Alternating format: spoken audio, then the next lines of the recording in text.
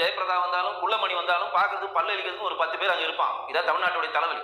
சரி, நான் கேட்குறேன், விஜய் வந்து ஓட்டு அடிச்சுல, உங்கள் பொண்ணு பையன் ஏன் ஓட்டு போடல, உங்கள் பொண்ணு ஏன் ஓட்டு போடல, உங்கள் மனைவி சங்கீதா ஏன் ஓட்டு போடல, நீங்கள் தான் ஜனநாயகமாக ஆட்டுறதுல வல்லவராச்சு, நல்லா ஆட்ட வேண்டியது. நாங்கள் வந்து ஏங்க உங்கள் குடும்பத்தை நீங்கள் கூட்டு வரல, அவங்க ஓட்டில் எங்கே போய் சங்கீதா லண்டனில் இருக்கிறாங்களா? திருப்படி கன்ஃபார்ம். ஜெயமாலினி, குட்டிமணி, லொட்டிமணி இவங்கெல்லாம் நடிகர் தானே. அப்புறம் என்ன மசுருக்கு நீ வந்து விஜயை பற்றி பேசுகிற, அவங்கள பற்றி பேசி வீடியோ போடுறா.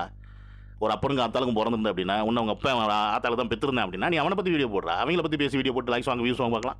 ஏன்னா பிச்சைக்கார பரதேசி, நீ திங்கிற சோறு விஜய் பற்றி பேசுகிறனால அவரை பற்றி தப்பாக பேசி நீ போட்டு அதில் சம்பாரித்து கொஞ்சம் கூட வெக்கமே இல்லாமல் பிஏ நான் பண்ணி நக்கிற மாதிரி நக்கிட்டு இருக்கீங்க. அந்த அளவுக்கு கேவலம் பிடிச்ச கருமாந்துறீங்க நீங்கள். உங்களுக்கு உங்கள் தலைவர்களோட கூட்டம் ஆளுங்க வரல அப்படின்னா, உங்கள் ஹீரோஸுக்கு வந்து ஃபேன்ஸ் வரல அப்படின்னா, அது அவர் பிரச்சனையா? அது அவர் பிரச்சனையாடா பரதேசிங்களா? அதுக்கு மேலே என்ன சொல்கிற நீ? விஜய் அவர்களோட ஒய்ஃப் என்னாச்சு, பையன் என்னாச்சு, ஏன் ஓட்டு போட வரல அப்படி இதை கேட்க நீ யாரா? இல்லை நீ யார் இதை கேட்குறதுக்கு? உங்களால் வந்து அடுத்தவன் பர்சனலாக நுழையாமல் இருக்க முடியாது. இப்போ நான் கேட்குறேன், உன் பொண்டாட்டி எங்கே இருக்கான்னு கேட்டால் என்ன பண்ணுவ நீ? இல்லை உன் பொண்டாட்டி கரெக்டாக தான் இருக்கலாம் இப்படி கேட்கணும், இப்படி கேட்க முடியுமா நாங்கள் வீடியோவில்? இப்படி கேட்டால் நீ ஒத்துப்பியா? நீ சொத்தை தானே திங்கிறீங்க. நீங்கள் கேட்டால் ஒத்துப்பீங்களா? நீங்கள் உங்கள் வீட்டில் உன் பொண்டாட்டியோ உன் பிள்ளையோ ஏதாவது பேசணும்னா உன்னால் பொறுத்துக்க முடியுமா? இல்லை கேட்க முடியுமா? அவர் பையன் பொண்டாட்டி எங்கே வேணால் இருப்பாங்க, அதை அவர் சொல்லணுன்ற அவசியம் கூட கிடையாது. அது வந்து அவருடைய பர்சனல் லைஃப். பர்சனல் லைஃப்பில் ஏன்டா கை வைக்கிறீங்க? அப்படி பார்த்தா இப்போ பர்சனல் லைஃப்பில் இன்றைக்கி மீடியா போட்டு கிளி இழுச்சிட்டு இருந்தாங்க.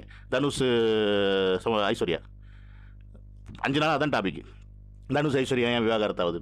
அதுக்கு முன்னாடி சௌந்தர்யா இருந்துச்சு, இப்போ தான் இன்னொரு கல்யாணம் பண்ணாங்க. இதெல்லாம் அவங்க கண்ணுக்கு தெரியாது. அப்போ அவங்கெல்லாம் வந்து நல்ல குடும்பமா?